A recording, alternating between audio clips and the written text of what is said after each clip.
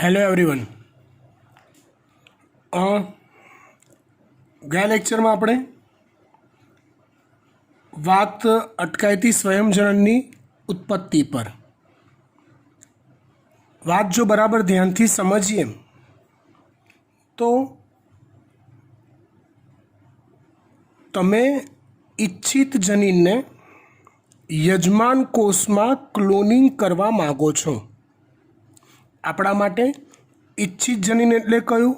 તો કે ઇન્સ્યુલિનની ઉત્પત્તિ કરતું હોય એવું જનીન. યજમાન કોષ એટલે કયો? તો કે બેક્ટેરિયાનો ઇકોલાઈનો કોષ. એમાં આપણે ઈચ્છિત જનીનનું ક્લોનિંગ કરવા માગીએ છીએ. તો એના માટે તમે ઇન્સ્યુલિન ઉત્પત્તિ કરતા જનીનને જો સીધું ઇકોલાઈના કોષની અંદર સ્થાપિત કરશો તો પ્રેક્ટિકલી ઇકોલાઈનો કોષ એ ઇન્સ્યુલિનવાળા જનીનને એક્સેપ્ટ નહીં કરે અને એનું ક્લોનિંગ, એનું સ્વયંજનન નહીં થવા દે. આપણો પર્પઝ એ છે કે આપણે એવા ઇકોલાઈ ઉત્પન્ન કરવા છે કે જે આપણને ઇન્સ્યુલિન આપતા હોય. આવી આપણી કોઈ બી પ્રોડક્ટ હોય એ આપણને આપતા હોય. તો એના માટે આપણે ચોક્કસ પ્રકારના વાહકનો ઉપયોગ કરવો જરૂરી છે. એ વાહકની મદદથી આપણા ઈચ્છિત જનીનને યજમાન કોષમાં એટલે કે બેક્ટેરિયાના કોષમાં આપણે ક્લોનિંગ કરાવી શકીએ. તેવા વાહક તરીકે ગયા લેક્ચરમાં વાત કરી હતી. વાહક તરીકે આપણી પસંદગી બે ઘટક પર, બે સજીવ પર ઉતરી. એક બેક્ટેરિયાનું પ્લાઝમિડ અને બીજું બેક્ટેરિયોફેજ વાયરસ. આ બંને સાથે આપણા ઈચ્છિત જનીનને સંકલિત કરી નવો પુનઃસંયોજિત ડીએનએ અથવા આરડીએનએ બનાવીને એને ઇકોલાઈના કે બેક્ટેરિયાના કોષમાં આપણે સ્થાપિત કરીએ. રાઈટ? પણ એ સ્થાપિત કરતી વખતે તમારે ત્રણ બાબતોની ધ્યાન રાખવી પડે. એક, સ્વયંજનનની ઉત્પત્તિ, જેની વાત આપણે ગયા લેક્ચરમાં કરી હતી. રાઈટ? હવે આપણે એના પર બીજી વાત કરીએ કે તમારે પસંદગીમાન રેખકની પણ વાત ધ્યાને લેવી પડે. તો પસંદગીમાન રેખકનો કન્સેપ્ટ આપણે પહેલાં સમજીએ ધ્યાનથી. પૂરું ધ્યાન આપજો, પૂરું ધ્યાન આપજો, તો જ ખબર પડશે. જો વાત કરીએ છીએ આપણે પસંદગીમાન રેખક.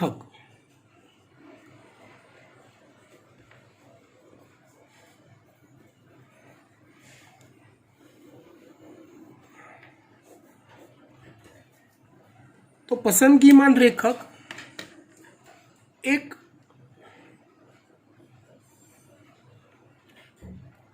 ચોક્કસ પ્રકારનો જનીન છે જે પ્લાઝમિડ પર આવેલો હોય છે. જેમ કે ગયા લેક્ચરમાં આપણે વાત કરી હતી એ પ્રમાણે, એક જ મિનિટ હું, યસ આ રહ્યું. પ્લાઝમિડ પર સ્વયંજનનની ઉત્પત્તિ નામનો ભાગ આવેલો હોય, જેનાથી સ્વયંજનનની શરૂઆત થઈ શકતી હોય અને એનું સ્વયંજનન થાય પ્લાઝમિડનું, તો સાથે સાથે આપણા ઈચ્છિત ડીએનએનું પણ સ્વયંજનન થઈ જાય. તો પસંદગીમાન રેખક એક જનીન છે.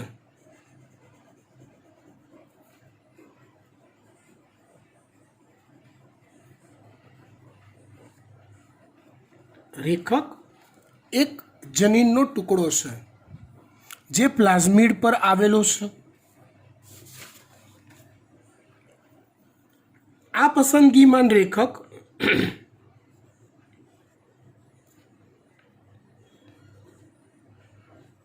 પરિવર્તિત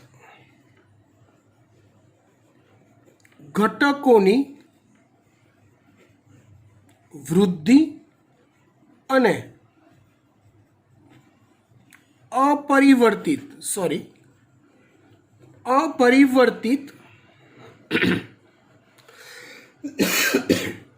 ઘટકોના નાશ અથવા વિલોપન માં મદદરૂપ થાય છે.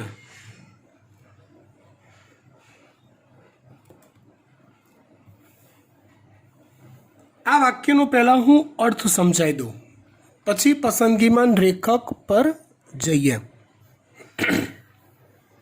ધારો કે આપણે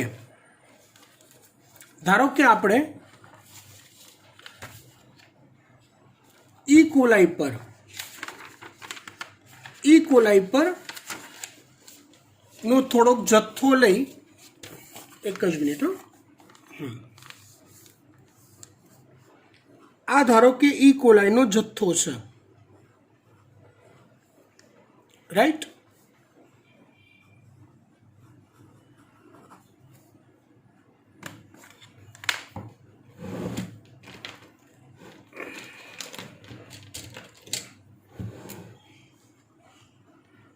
ઈ કોલાઈનો આ જથ્થો છે. આવા ઢગલાબંધ ઈ કોલાઈ લેવા પડે. હવે આપણે એવું કર્યું, રેન્ડમલી આપણે પરફેક્ટ સાચુકલીમાં કહું તો એક ઈ કોલાઈ પર પ્રક્રિયા નથી કરી શકવાના. એટલે રેન્ડમલી આપણો જે આરડીએનએ છે, આરડીએનએ એટલે કયો? તો કે આપણો ઈચ્છિત જનીન ઇન્સ્યુલિનવાળો પ્લસ પ્લાઝમિડમાં ઓલી સ્વયંજનનની ઉત્પત્તિ,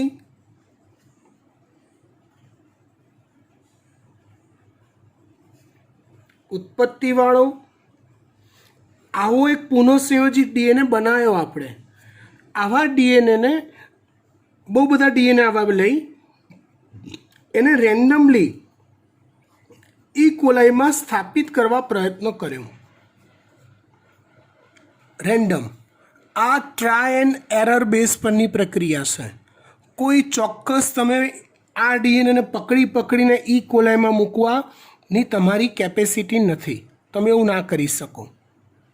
તમે આ જ રીતે રેન્ડમલી આને આપી દો. પછી એ ઈ કોલાઈનું સંવર્ધન કરો.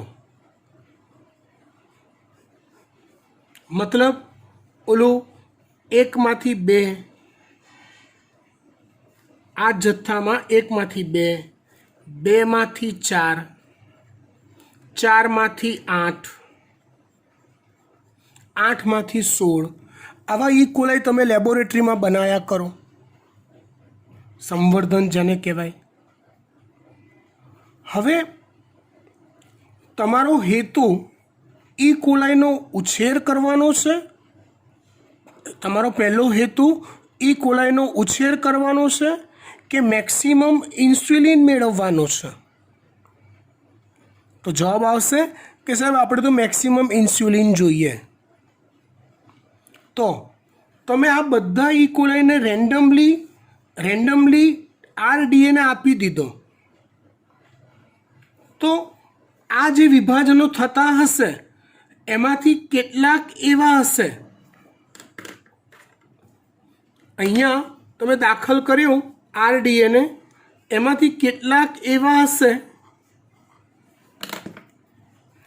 કે જે એ આરડીએને એની અંદર દાખલ જ નહીં થયો હોય, અને કેટલાક એવા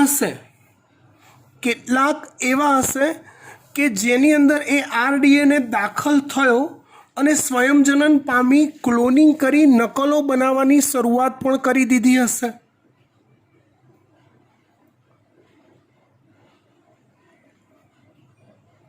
ફરી એકવાર, તમે આરડીએને દાખલ રેન્ડમલી કર્યા. યુ ડોન્ટ નો કોને કયા ઈ કોલાઈએ એ આરડીએનએને એક્સેપ્ટ કરી લીધો, કયા ઈ કોલાઈએ એ આરડીએનએનું ક્લોનિંગ ચાલુ કરી દીધું? કયા ઈ કોલાઈએ ઇન્સ્યુલિન ઉત્પાદન ચાલુ કરી દીધું? અને કયા ઈ કોલાઈ ઠેરના ઠેર છે, કશું જ કર્યું નથી, જેવા હતા એવા ને એવા જ છે? You don't know. As a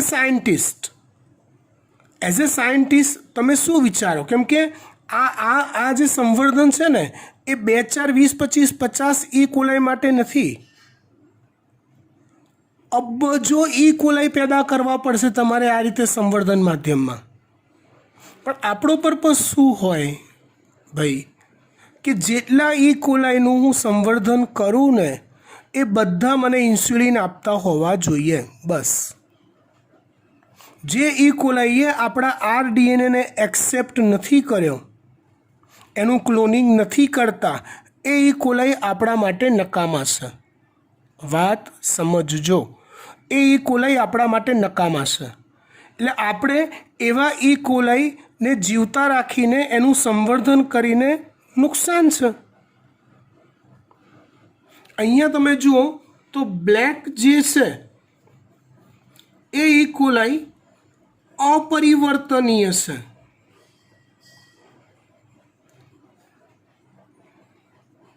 પહેલા હતા એવા ને એવા જ. અને રેડ જે છે એ પરિવર્તનીય છે.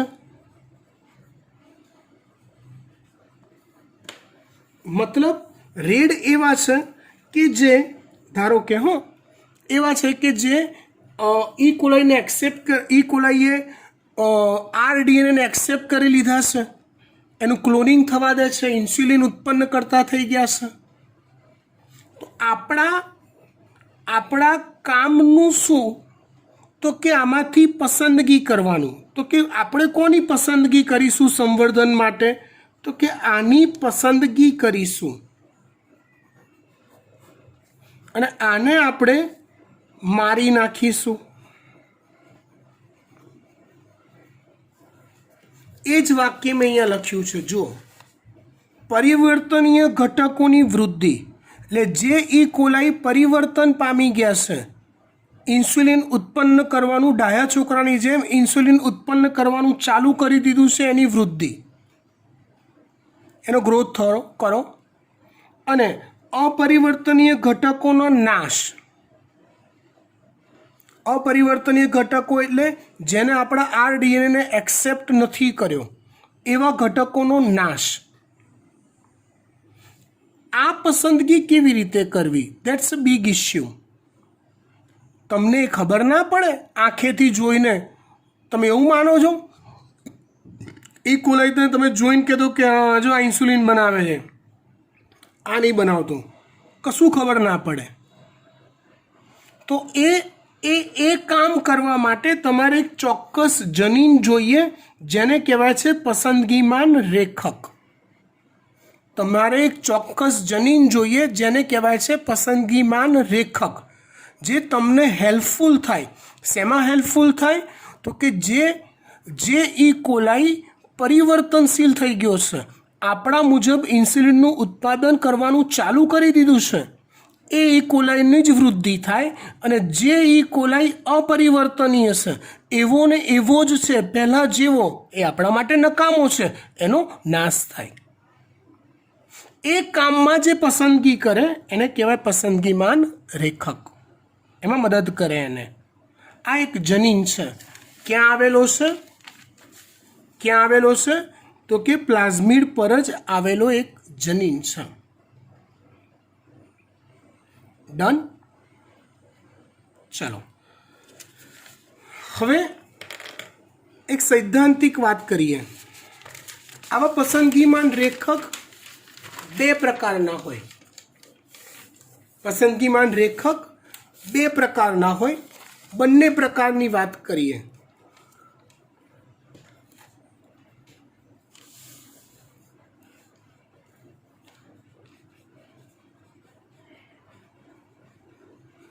પસંદગીમાન રેખક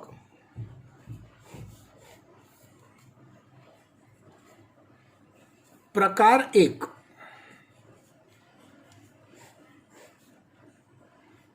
આવા જનીન તરીકે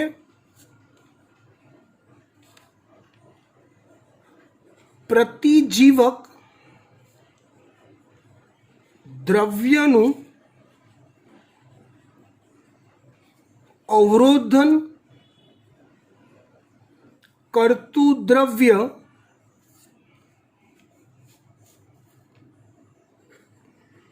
ઉત્પન્ન કરતું જનીન હોઈ શકે. કેવું ડેન્જર વાક્ય લખ્યું મેં. પ્રતિજીવક દ્રવ્યનું અવરોધન કરતું દ્રવ્ય ઉત્પન્ન કરતું જનીન હોઈ શકે. આના માટે હું એક સિમ્પલ લેંગ્વેજ વાપરું, અંગ્રેજી પણ તમને ખબર છે એવું.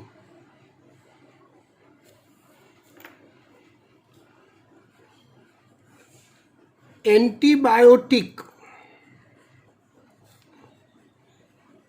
દ્રવ્યનું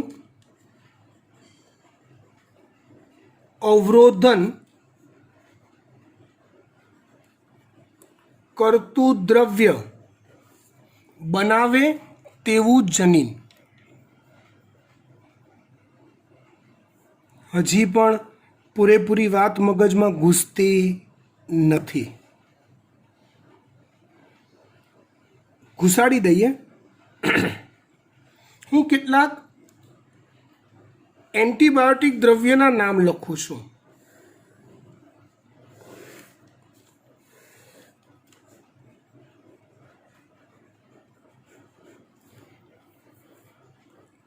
એમ્પિસિલિન,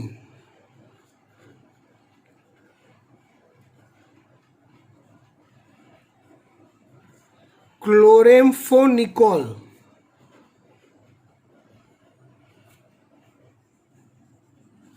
ટેટ્રાસાઇક્લિન. અત્યારે કોરોનામાં જે બહુ ચાલે છે એવી ગળાના ઇન્ફેક્શન માટેની એઝિથ્રોમાઇસિન, આ પણ એક પ્રકારની એન્ટીબાયોટિક છે.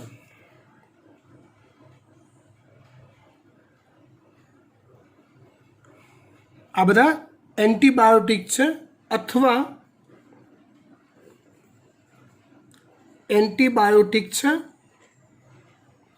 અથવા પ્રતિજીવક દ્રવ્ય છે.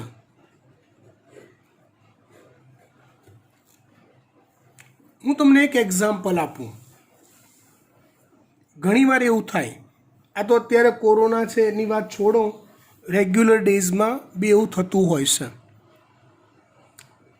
કે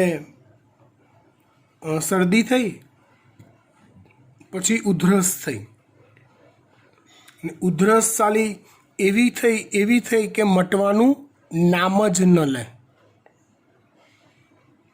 ઘરાવ બધું બહુ કર્યું, હળદર લીધી ને ફાંક્યા ને દૂધ પીધું હળદરવાળું ને કોગળા કર્યા, પણ હારો ઉધરસ મટી નહીં. મેજોરિટી કિસ્સામાં આપણને આવું જ થાય છે. પછી તમે ડૉક્ટર પાસે જાઓ છો કે સાહેબ આ ઉધરસ મટતી નથી. તો એ જે ઉધરસ મટે નહીં ને, એ ઉધરસ માટે તમને કોઈ બેક્ટેરિયાનો ચેપ જવાબદાર હોય છે. તમારા ગળાના ભાગમાં બેક્ટેરિયાનું ઇન્ફેક્શન, ચેપ લાગ્યો હોય એ જવાબદાર હોય છે. પ્રેક્ટિકલી એવું થાય ઘણીવાર કે તમે ડૉક્ટર પાસે જાઓ, ડૉક્ટર તમને 2 કે 3 દિવસની કે 5 દિવસની દવા આપે. એ દવા લીધા પછી પણ ઘણીવાર એવું બને કે 5 દિવસ પછી પણ બહુ ખાસ ઉધરસમાં ફરક ના પડ્યો હોય. એટલે તમે 5 દાડા પછી ડૉક્ટરને બતાવવા જાઓ. ડૉક્ટર કે બેટા કેવું છે હવે? તમે કહો સાહેબ એવું ને એવું જ છે. તમે કહો છો સાહેબ એવું ને એવું જ છે, કંઈ ખાસ ફરક પડ્યો નથી. એટલે ડૉક્ટર તમને દવા બદલી આપે છે અને એના 3જા દિવસે તમને ફરક પડી જાય છે, ઉધરસ મટી જાય છે. આખી ઘટના પાછળનું લોજિક સમજાવું. આખી ઘટના પાછળનું હું લોજિક સમજાવું તમને. સમજો, તમને ધારો કે બેક્ટેરિયાનો ચેપ છે, એક્સ પ્રકારના બેક્ટેરિયાનો. બેક્ટેરિયાનો નાશ કરવા માટે એન્ટીબાયોટિક દ્રવ્યનો ઉપયોગ કરવો પડે. આ એક્સ બેક્ટેરિયા છે. ડૉક્ટરે તમને એની ટ્રીટમેન્ટ માટે એમ્પિસિલિન આપી, ધારો કે, પણ એ એમ્પિસિલિનની બેક્ટેરિયા પર કોઈ જ અસર ના થઈ, માટે તમને ઉધરસ ના મટી. બરાબર સમજવા પ્રયત્ન કરજો, મસ્ત વાત છે. માટે તમને ઉધરસ ના મટી. તો ઇન શોર્ટ, આ બેક્ટેરિયા એમ્પિસિલિનથી પ્રૂફ છે. આ બેક્ટેરિયાને એમ્પિસિલિનની કોઈ જ અસર થતી નથી. ઇન શોર્ટ, આ બેક્ટેરિયા પાસે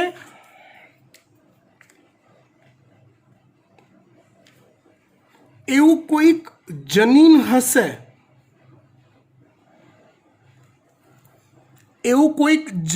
હશે, કે જે જનીન એમ્પિસિલિનનું અવરોધન કરે, મતલબ એમ્પિસિલિન સામે ફાઇટ આપે એવું દ્રવ્ય ઉત્પન્ન કરવા માટેનું જવાબદાર જનીન હશે.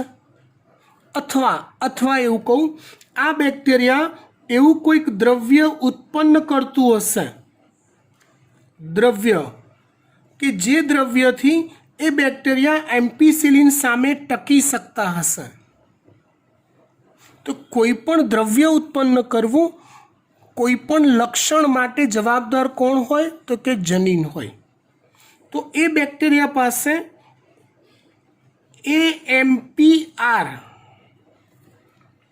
એમ્પિસિલિન રેઝિસ્ટન્સ અવરોધક જનીન હશે, અને માટે તે એમ્પિસિલિનનું અવરોધન કરે એવું દ્રવ્ય ઉત્પન્ન કરતું હશે, અને માટે આ બેક્ટેરિયાને એમ્પિસિલિનની કોઈ અસર થઈ નહીં. એટલે 3 દિવસ 5 દિવસ દવા લીધા પછી પણ ઉધરસમાં કોઈ ફરક પડ્યો નહીં. તો ફરી પાછા ડૉક્ટર પાસે ગયા. ડૉક્ટરે દવા બદલીને એઝિથ્રોમાઇસિન આપી, અને એ આપી એટલે બધા બેક્ટેરિયા મરી ગયા, એટલે તમને ઉધરસ મટી ગઈ. તો ઇટ મીન્સ આ બેક્ટેરિયા પાસે એઝિથ્રોમાઇસિનનું અવરોધન કરે એવું દ્રવ્ય ઉત્પન્ન થતું નથી, અને માટે એ બેક્ટેરિયા એઝિથ્રોમાઇસિન સામે ટકી ન શક્યા,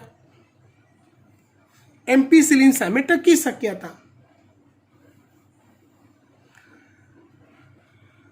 એન્ડ ઓફ ધ સ્ટોરી. આવું જે જનીન છે બેક્ટેરિયાની અંદર રહેલું, એ જનીનને પ્રતિજીવક દ્રવ્ય એટલે કે એન્ટીબાયોટિક દ્રવ્યનું અવરોધન કરતું દ્રવ્ય એન્ટીએમ્પિસિલિન ઉત્પન્ન કરતું જનીન કહેવાય છે. મતલબ હું એવું લખું, AMPR તો આ એક જનીન છે, જે જનીન એન્ટીએમ્પિસિલિન દ્રવ્ય ઉત્પન્ન કરે છે. એટલે જે બેક્ટેરિયા પાસે AMPR જનીન છે, એ બેક્ટેરિયાને એમ્પિસિલિનની કોઈ અસર નહીં થાય. એવું એક બીજું જનીન છે, TET-R. તો આ જનીન એ એન્ટી ટેટ્રાસાયક્લિન દ્રવ્ય ઉત્પન્ન કરે છે. TET-R જનીન શું ઉત્પન્ન કરે છે? એન્ટી ટેટ્રાસાયક્લિન ઉત્પન્ન કરે છે. એટલે જે બેક્ટેરિયા પાસે ટેટ આર જનીન હશે એ બેક્ટેરિયાને ટેટ્રાસાયક્લિનની એન્ટીબાયોટિકની કોઈ અસર નહીં થાય. હું આ કહેવા માગું છું. પસંદગીમાન રેખક તરીકે એક પ્રકાર એકમાં આવા પ્રકારના જનીનનો ઉપયોગ થાય છે.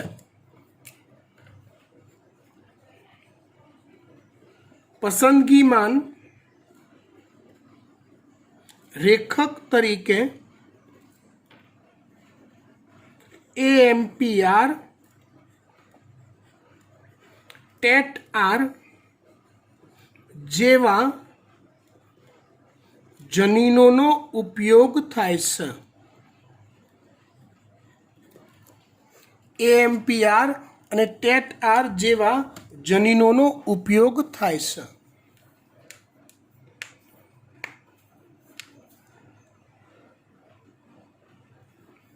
કેવી રીતે આ કામ કરે, આપણને હેલ્પફુલ કેવી રીતે થાય સમજાવો.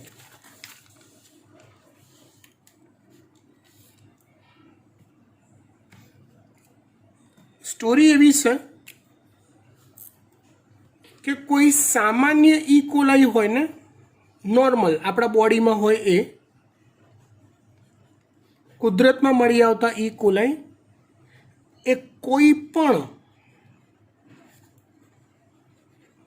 એન્ટીબાયોટિક દ્રવ્ય સામે, એટલે કે પ્રતિજીવક દ્રવ્ય સામે ટકી શકતા નથી.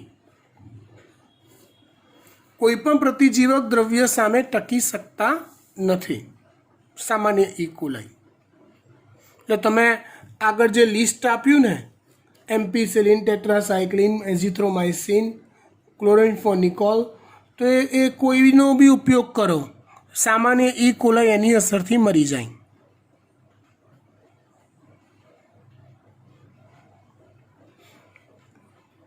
ઓકે, હવે આપણે આપણો સંકર ડીએનએ કે આર ડીએનએ કે રીકોમ્બિનન્ટ ડીએનએ વિચારીએ, જે કંઈક આવો હોય. એટલે ચીપકું છેડાથી જોઈન્ટ, આ ઓલા ઈચ્છિત ડીએનએનું કોડિંગ હોય, એટલે ઈચ્છિત જનીન. આ જે છે આ એ ઓલી પોલિન્ડ્રોમિક શૃંખલા હોય, જ્યાંથી જોઈન્ટ માર્યું છે આપણે. આ જે છે શરૂઆતનો ભાગ, એ સ્વયંજનનની ઉત્પત્તિ હોય, મતલબ જ્યાંથી સ્વયંજનનની શરૂઆત થતી હોય એવો ભાગ હોય. અને ધારો કે અહીંયા પસંદગીમાન રેખક છે. જો ફરી એકવાર કહું, નોર્મલ ઈ કોલાઈ કોઈ પણ એન્ટીબાયોટિક દ્રવ્ય સામે ટકી શકતા નથી. પસંદગીમાન રેખક એક ચોક્કસ પ્રકારનો જનીન ક્રમ છે, જે પ્રતિજીવક દ્રવ્ય એટલે કે એન્ટીબાયોટિક દ્રવ્યનું અવરોધન કરે એવું દ્રવ્ય ઉત્પન્ન કરે છે. ધારો કે અહીંયા એ પસંદગીમાન રેખક તરીકે આપણે AMPRને જોડ્યો છે. કોને જોડ્યો છે? AMPRને. મસ્ત સમજવા જેવી વાત છે. હવે હું આવા RDNAને રેન્ડમલી, આવા 50-100-200 RDNA લઈ એને રેન્ડમલી ઈ કોલાઈમાં દાખલ કરવા ટ્રાય કરું. રેન્ડમ કયા ઈ કોલાઈમાં ગયું, કયામાં ના ગયું, કશી ખબર નથી. પણ કેટલાક ઈ કોલાઈએ આ જનીનને એક્સેપ્ટ કરી, કેટલાક ઈ કોલાઈએ આ જનીનને એક્સેપ્ટ કરી એનું ક્લોનિંગ કરવાનું ચાલુ કરી દીધું હશે અને ઈચ્છિત જનીન મતલબ કે ઇન્સ્યુલિન ઉત્પન્ન કરવાનું પણ ચાલુ કરી દીધું હશે. આપણા માટે એ ઈ કોલાઈ એટલે કયા કહેવાય? પરિવર્તનીય, આપણા કામના, જેની આપણે શું કરવાની છે તો કે જાળવણી અથવા વૃદ્ધિ. અને અને કેટલાક ઈ કોલાઈ એવા હશે કે જેની અંદર આ દાખલ જ નહીં થયો હોય. કેટલાક ઈ કોલાઈમાં દાખલ થયો હશે પણ ક્લોનિંગ નહીં થતું હોય. એવા ઈ કોલાઈ એવા હશે કે જે આપણી ઈચ્છિત પ્રોડક્ટ મતલબ આ ડીએનએનું ક્લોનિંગ નહીં કરતા હોય, એટલે કે આપણી ઈચ્છિત પ્રોડક્ટ જે ઇન્સ્યુલિન છે એનું ઉત્પાદન નહીં કરતા હોય. એવા ઈ કોલાઈ આપણા માટે કેવા કહેવાય? અપરિવર્તનીય કહેવાય. રાઈટ? તો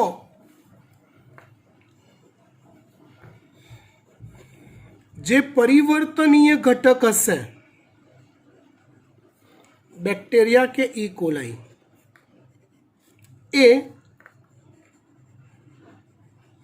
ઇન્સ્યુલિન ઉત્પન્ન કરતા હશે. આપણે આની વાત કરીએ છીએ. એ ઇન્સ્યુલિન ઉત્પન્ન કરતા હશે તો હશે, પણ સાથે સાથે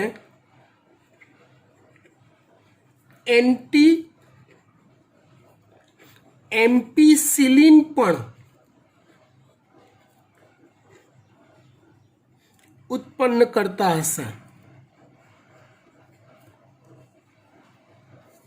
કેમ કે જો આનું સ્વયંજનન થયું, આનું ક્લોનિંગ થયું, મતલબ આનું ઉત્પાદન થયું, તો આનું ઉત્પાદન બી થાય જ.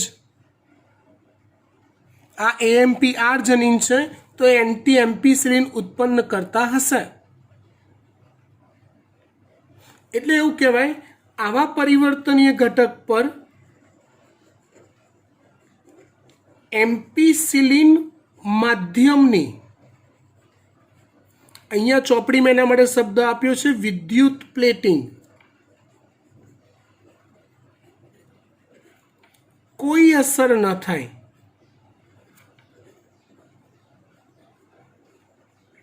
મતલબ માધ્યમમાં તમે એમ્પીસિલિન ઉમેરેલો હોય તો આવા પરિવર્તનીય ઈ કોલાઈ ટકી જશે.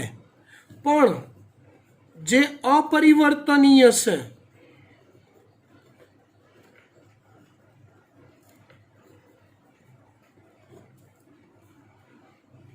એ અપરિવર્તનીય ઘટક ઇન્સ્યુલિન ઉત્પન્ન નહીં કરતા હોય નો, અને એ ઉત્પન્ન નહીં કરતા હોય એટલે તે એમ્પીસિલિન દ્રવ્ય પણ ઉત્પન્ન ના જ કરતા હોય. બંનેમાંથી કશું જ ઉત્પન્ન કરતા હોય નહીં.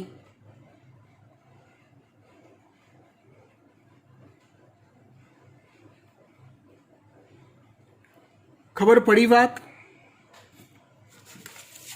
અહીંયા આવી જાઓ તો પરિવર્તનીય જે છે ઈ કોલાઈ અને એમ્પીસિલિન બંને ઉત્પન્ન કરે છે.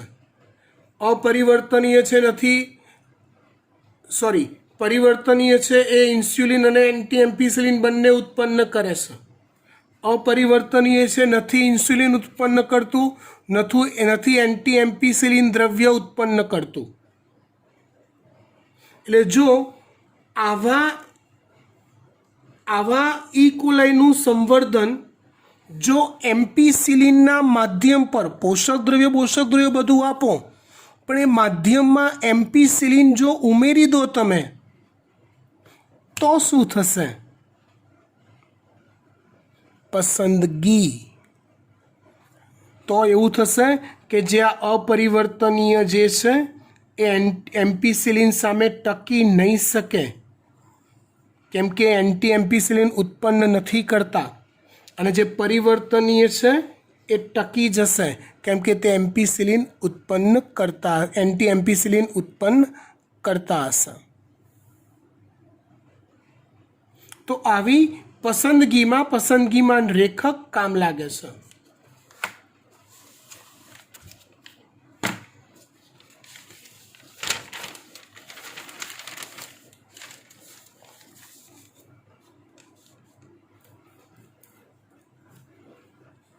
હવે જો સંવર્ધન માધ્યમ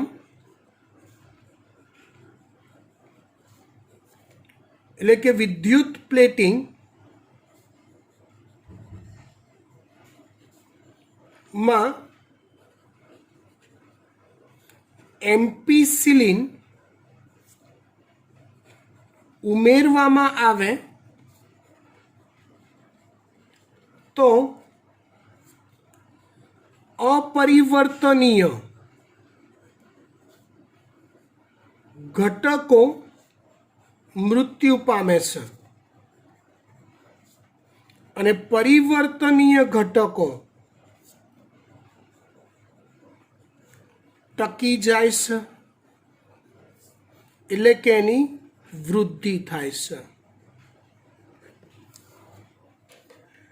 मतलब तमारे जेटला बी हवे माध्यम में ई कोलाई जीवता रह्या ए एवा ज ई कोलाई जीवता रह्या हशे के जे इंसुलिन उत्पन्न करता हशे. इंसुलिन उत्पन्न नहीं करता एवा बधा ई कोलाईनो नाश थई जाय छे. तो आवी पसंदगी करवामां पसंदगीमान रेखक काम लागे छे. पसंदगीमान रेखकनो आ एक प्रकार कीधो. प्रतिजीवक द्रव्यना माध्यममां उछेर करवानो,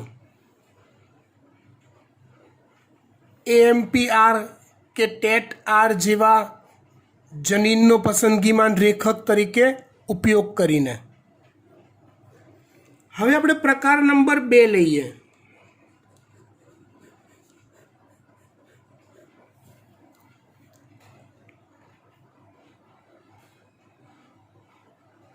समझो बराबर. आ एक एग्जाम्पल है कि ई कोलाई में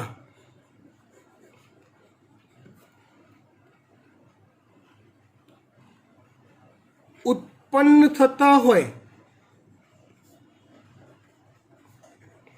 तेवा कोई चौक्कस उत्सेचक ना निर्माण माटेना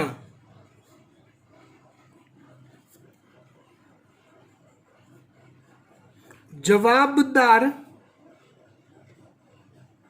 जनीननो उपयोग करवो. पसंदगीमान रेखक तरीके दाखला तरीके एवो एक उत्सेचक छे बीटा गैलेक्टोसाइडेस. एवो एक उत्सेचक छे बीटा गैलेक्टोसाइडेस. फरीवार कयो उत्सेचक? Beta galactosidase. आ आई गयो छे जनीन अभिव्यक्तिना नियंत्रणमां. नथी याद तो ए थियरी वांची लेवा विनंती. बीटा गैलेक्टोसाइडेस आ पद्धति ओला करता कंईक अलग छे अने थोड़ीक इजी पण छे.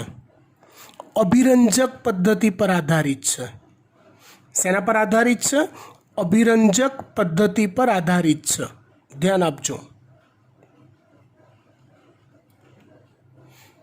पद्धति कंईक आवी छे कि आपणा जे RDNA छे,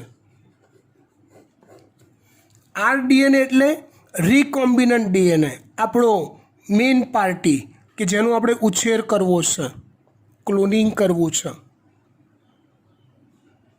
હા, એ RDNA નું જોડાણ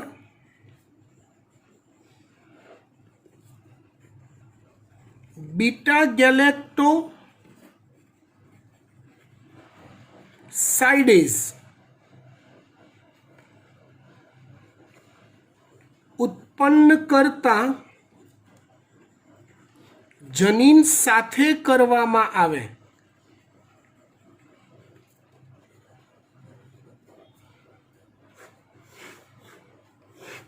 रिकॉम्बिनेंट डीएनए નું જોડાણ बीटा ગેલેક્ટોસાઇડેઝ उत्पन्न करता जनीन साथे करवामां आवे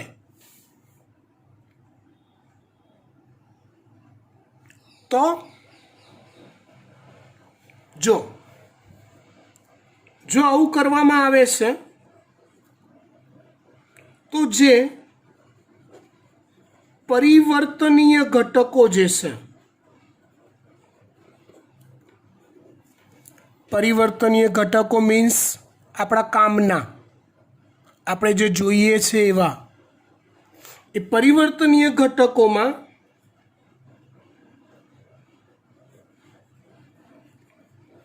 बीटा ગેલેક્ટોસાઇડેઝ ઉત્સેચકનું निर्माण थतुं नथी केम के एनी साथे जोड़्यो ने એટલે એનું કોડિંગ તૂટી ગયું જ્યાં સુધી પૂરેપૂરો ન્યુક્લિયોટાઇડનો પૂરેપૂરો ક્રમ જનીન સંકેત તરીકે હાજર ના હોય ને ત્યાં સુધી એ દ્રવ્ય પ્રોપર ઉત્પન્ન ના થાય તો જ્યાં આ જોડાણ સક્સેસફુલી રન થતું હશે જ્યાં જોડાણ સક્સેસફુલી રન થતું હશે એનું ક્લોનિંગ થતું હશે એ ઇકોલાઈ बीटा ગેલેક્ટોસાઇડેઝનું निर्माण नहीं करता होय अने जे अपरिवर्तनीय घटको हशे नकामा है एमां बीटा ગેલેક્ટોસાઇડેઝનું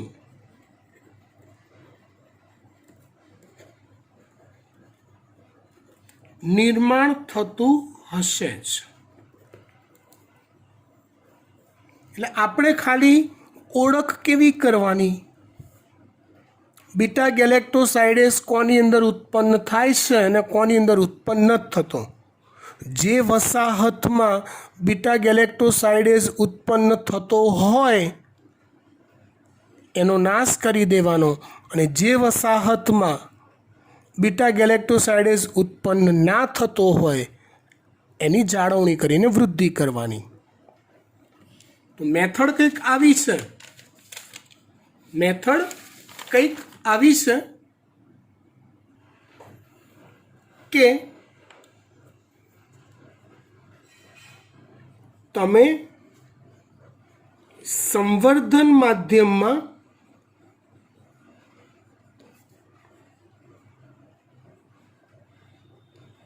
रंजक द्रव्य अथवा अभिरंजक द्रव्यनो उपयोग करो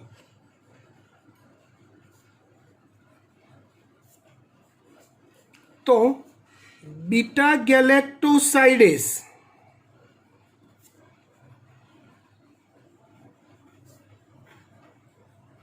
उत्पन्न करता तो बीटा ગેલેક્ટોસાઇડેઝ उत्पन्न करता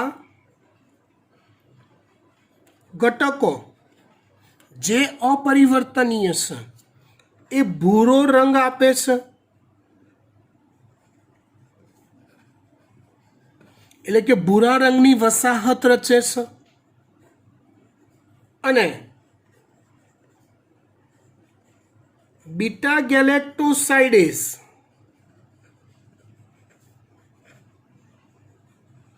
उत्पन्न न करता घटकों कि वसाहतो रंग विहीन रहे छे એટલે તમે આ રીતે પરિવર્તનીય અને અપરિવર્તનીય વસાહતોને અલગ તારવી શકો છો જે પરિવર્તનીય છે એ રંગવિહીન વસાહત રચતા હશે અને જે અપરિવર્તનીય છે એ ભૂરા રંગની વસાહત રચતા હશે તે ભૂરા રંગની વસાહતને અલગ કરી શકાય. વાત કરીએ આપણે આ પસંદગીમાન રેખકની. ત્રીજી એક વાત કરીએ, પણ લોજિકલી જો આ થિયરી તમને ઇઝીલી ખબર પડી ગઈ હોય લોજિકલી, તો ક્લોનિંગ માટેની જગ્યાઓ નામનો કન્સેપ્ટ છે એ તો ફટફટ પતી જશે. વાત કરીએ આપણે ક્લોનિંગ માટેની જગ્યાઓ.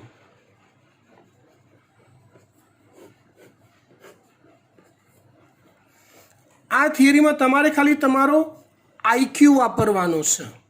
શું વાપરવાનો છે? તમારો આઈક્યુ, જે આપણી પાસે છે જ, ઉપયોગ નથી કરતા એ વાત અલગ છે. હું એક બહુ જ જાણીતો રિકોમ્બિનન્ટ ડીએનએ ટેકનોલોજીમાં ઘણી ખરી જગ્યાએ વપરાતો હોય એવો એક જાણીતો પ્લાઝમિડ તમારી સમક્ષ રજૂ કરું છું.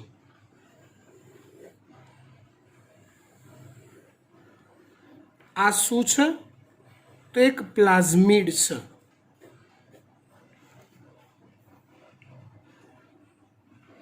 એ પ્લાઝમિડનું નામ છે PBR322.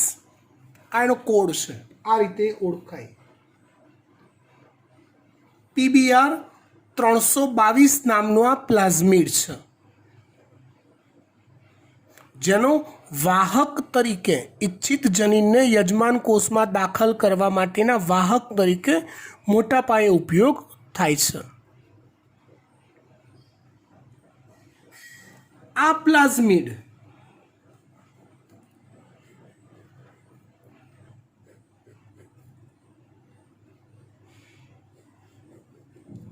બે અલગ અલગ પ્રકારના પસંદગીમાન રેખક ધરાવે છે. આઈ થિંક હવે પસંદગીમાન રેખક શબ્દ હું બોલું એટલે તમારે એવું સમજી જવું પડે કે અહીંયા કોઈ એન્ટીબાયોટિક દ્રવ્યનું અવરોધન કરે તેવું દ્રવ્ય ઉત્પન્ન કરવાની વાત છે.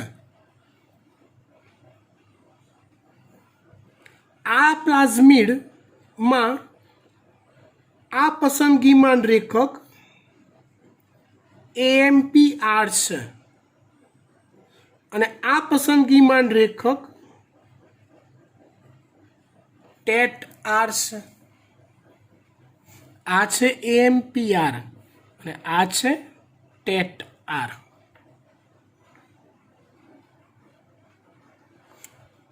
મતલબ શું થયું?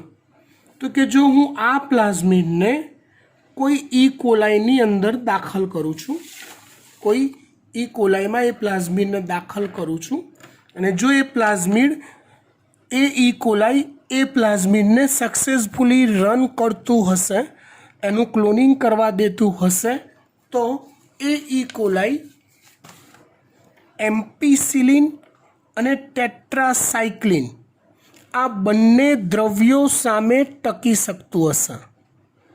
એ પ્લાઝમિડ એમ્પિસિલિન અને ટેટ્રાસાઇક્લિન આ બંને દ્રવ્યો સામે ટકી શકતું હશે. એટલે ઈ કોલાઈની એ વસાહતમાં એમ્પિસિલિન અને ટેટ્રાસાઇક્લિન એ બંનેની કોઈ જ અસર થશે નહીં. AMPR એમ્પિસિલિનનું અવરોધક દ્રવ્ય ઉત્પન્ન કરતું જનીન, TET-R ટેટ્રાસાઇક્લિનનું અવરોધન કરે તેવું દ્રવ્ય ઉત્પન્ન કરતું જનીન. પણ આ પ્લાઝમિડને તમારે કોઈ ઈ કોલાઈમાં સ્થાપિત કરીને લેવાનું શું? મનુષ્યનો સ્વાર્થ ક્યાં ગયો? મનુષ્યને તો પોતાનું કોઈ એક ચોક્કસ ઉત્પાદન બેક્ટેરિયામાંથી જોઈએ છે ને. આપણે ઉત્પાદન તરીકે એક આઈડિયલ ઉદાહરણમાં ઇન્સ્યુલિન પસંદ કર્યું છે, તો એનું ઉત્પાદન થાય તો ઠીક છે. આ પ્લાઝમિડને એમને ઈ કોલાઈમાં દાખલ કરીને કરવાનું શું? હે ને? એટલે આપણે આ પ્લાઝમિડને તોડવો તો પડશે જ ઓલા ચીપકું છેડા બનાવવા માટે. એટલે આપણે આ પ્લાઝમિડનો ઉપયોગ કરવો હોય તો ઇચ્છિત ડીએનએને જે હું અહીંયા નથી લખતો, પાછળ લખું એટલે આ જગ્યા થોડી કામમાં આવે.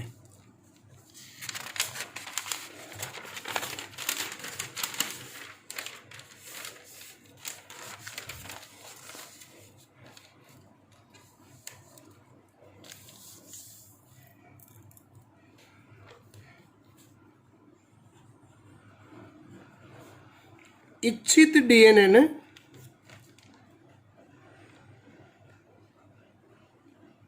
जे ચોક્કસ રિસ્ટ્રિક્શન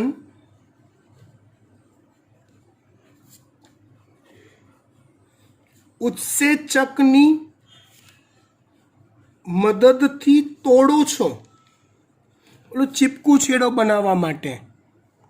આગળની થિયરી રિસ્ટ્રિક્શન ઉત્સેચકો યાદ હોવી જોઈએ. તે જ રિસ્ટ્રિક્શન ઉત્સેચકથી તમારે પ્લાઝમિડને તોડવો પડે. એ જ રિસ્ટ્રિક્શન ઉત્સેચકની મદદથી તમારે પ્લાઝમિડને તોડવો પડે. Is it right? એક્સેપ્ટ કરો છો આ વાતને? હા. જો એક્સેપ્ટ કરો છો તો આપણે ફરી પાછા આવી જઈએ PBR 322 પર.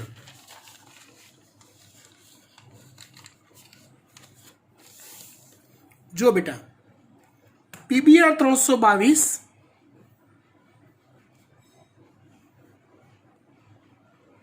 એ અલગ અલગ રિસ્ટ્રિક્શન ઉત્સેચકની મદદથી તોડી શકાય.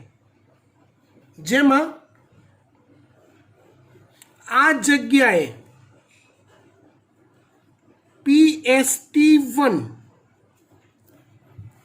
રિસ્ટ્રિક્શન ઉત્સેચકનું ઓળખ સ્થાન છે. યાદ રાખવાનું કોઈ પણ કોડિંગ જો વચ્ચેથી બ્રેક થઈ જાય છે તો એ કોડિંગનો કોઈ મતલબ રહેતો નથી. હું આ લખું છું PST1 એ શું છે? PST1 એ શું છે? તો રિસ્ટ્રિક્શન ઉત્સેચક છે. અને અહીંયા જે લીટો દોર્યો એ શું છે? તો કે એનું ઓળખ સ્થાન છે. મતલબ હું જો ઇચ્છિત ડીએનએને આપણાવાળા ઇચ્છિત ડીએનએની શૃંખલા તોડવા હું PST1 રિસ્ટ્રિક્શન ઉત્સેચકનો ઉપયોગ કરું તો મારે આ પ્લાઝમિડને તોડવા માટે પણ PST1નો જ ઉપયોગ કરવો પડે. PST1નો જ ઉપયોગ કરવો પડે. સાચું કે ખોટું? હા.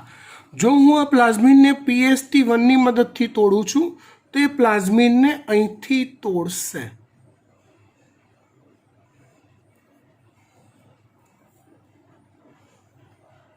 અને અહીંથી આ તૂટ્યા પછી નવું ઇચ્છિત ડીએનએ અહીંયા ક્યાંક જોડાશે ચીપકું છેડો બનાવીને. તો હવે જે નવો RDNA બન્યો નવા જોડાણ થયા પછી એ કયા દ્રવ્યનું અવરોધન કરતું હશે? તો તમે તરત જવાબ આપી દેશો કે સાહેબ હવે એ ખાલી ટેટ્રાસાયક્લિનનું અવરોધન કરી શકશે. એમ્પિસિલિનનું અવરોધન કરવાની ક્ષમતા રહી નથી. એટલે તમે વિદ્યુત પ્લેટિંગ જો કરો છો પસંદગી કરવા માટે પરિવર્તનીયની तो ए प्लेटिंग तमारे खाली ने खाली टेट्रासाइक्लिनना ज माध्यममां करी शकाय। नॉर्मल PBr 322 એ બંને દ્રવ્યોનું અવરોધન કરતું હતું, એમ્પિસિલિનનું પણ અને ટેટ્રાસાયક્લિનનું પણ તમારે ઇચ્છિત ડીએનએને તોડવા માટે તમે PST1 રિસ્ટ્રિક્શન ઉત્સેચકનો ઉપયોગ કર્યો, તો આ પ્લાઝમિનને તોડવા માટે પણ તમારે એનો જ ઉપયોગ કરવો પડે। તો એ આ જગ્યાએથી પ્લાઝમિનને તોડ્યું, મતલબ એમ્પિસિલિનનું અવરોધન કરતું દ્રવ્ય ઉત્પન્ન કરવાનું બંધ થઈ ગયું, નવી લાક્ષણિકતા આવી આવી। એ ફક્ત કોનું ઉત્પાદન કરશે હવે? તો કે ટેટ્રાસાયક્લિનનું કરશે। તમારે ઉછેર કયા માધ્યમમાં કરવો પડે? તો કે ટેટ્રાસાયક્લિનના માધ્યમમાં કરવો પડે। એવી રીતે એક બીજો રિસ્ટ્રિક્શન ઉત્સેચક છે BAMH1, જેનું ઓળખ સ્થાન આ જગ્યાએ છે, ટેટ્રાસાયક્લિનનું અવરોધન કરે ટેટ R પર છે। એટલે જો હું આપણા ઈચ્છિત ડીએનએને તોડવા માટે BAMH1નો ઉપયોગ કરું છું આનો, તો મારે પ્લાઝમિનને તોડવા માટે BAMH1નો જ ઉપયોગ કરવો પડે। એ પ્લાઝમિનને અહીંથી જ તોડશે અને અહીંથી નવું જોડાણ બનશે। વિચારો હવે મારે વિદ્યુત પ્લેટિંગ કરવું હોય પસંદગી માટે તો કયા માધ્યમમાં કરવું પડે? હા, એમ્પિસિલિનના માધ્યમમાં કરવું પડે। જો હું BAMH1નો ઉપયોગ કરું અને તોડવા, અહીંથી તૂટે, નવું જોડાણ અહીંથી જ થાય, અને વિદ્યુત પ્લેટિંગમાં જો હું ટેટ્રાસાયક્લિન જ વાપરું તો બધા ઇકોલાઈ મરી જશે, પરિવર્તનીય પણ અને અપરિવર્તનીય પણ। એટલે આઈક્યુ વાપરવાનો, તમે કયા રિસ્ટ્રિક્શન ઉત્સેચકનો ઉપયોગ કરો છો એ ધ્યાને લઈ એ પ્લાઝમિનને કઈ જગ્યાએથી તોડે છે એ પણ ધ્યાને લેવું પડે, અને કયું પ્રતિજીવક દ્રવ્યનું અવરોધન કરે તેવું દ્રવ્ય ઉત્પન્ન કરતું જનીન આખું પ્રેઝન્ટ છે એ ધ્યાને લેવું પડે, અને એને આધારિત માધ્યમમાં તમારે પ્લેટિંગ કરવું પડે।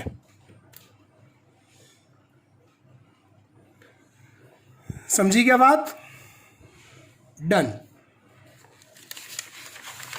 આ જ વાતને આપણે બહુ જ ઓછા શબ્દોમાં લખીએ।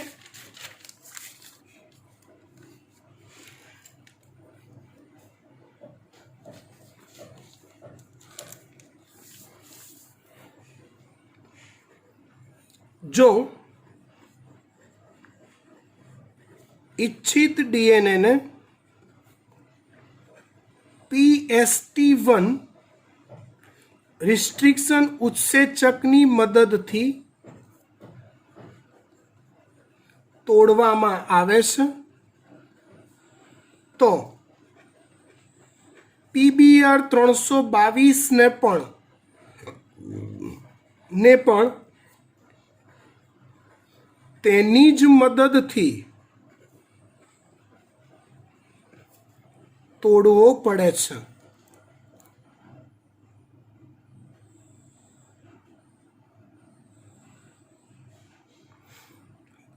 जो आवुं करीए छे,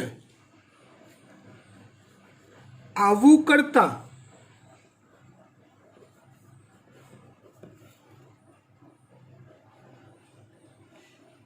PST1 નું ઓળખ સ્થાન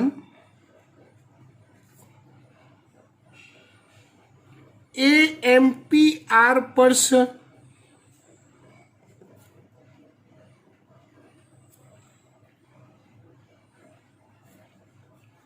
પરિણામે જે RDNA બને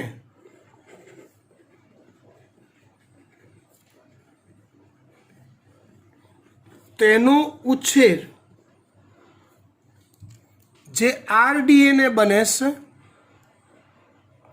તેનો ઉછેર તમારે ટેટ્રાસાઇક્લિન ના માધ્યમમાં કરવો પડે.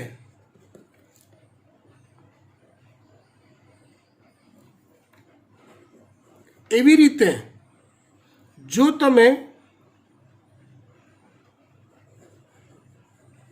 ઇચ્છિત ડીએનએને તોડવા માટે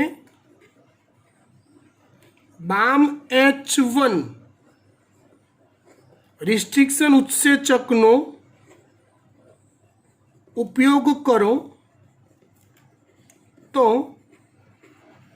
PBR 322 પ્લાઝમિનને પણ તેની જ મદદથી તોડવો પડે.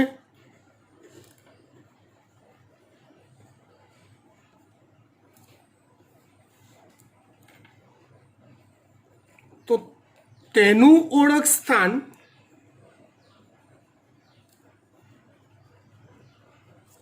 BAMH1 નું તેનું એટલે ટેટ આર પર છે.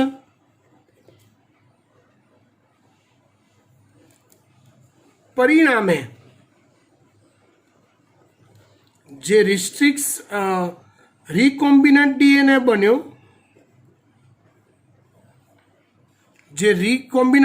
બન્યો, એનો ઉછેર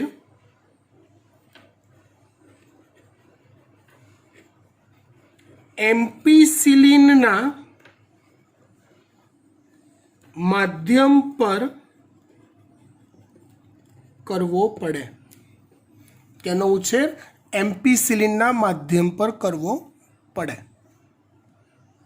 આ વાત થઈ ક્લોનિંગની જગ્યાઓની. એટલે સુધી રાખીએ છીએ. વધુ આવતા અંકે